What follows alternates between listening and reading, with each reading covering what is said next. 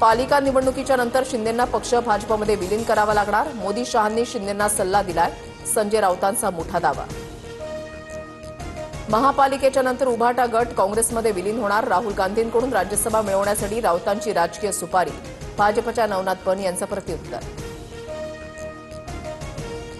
दिवा ते Chiplun MEMU train आता कायमस्वरूपी धावणार. मध्य रेल्वेकडून कोकणवासियांसाठी दिलासादायक निर्णय.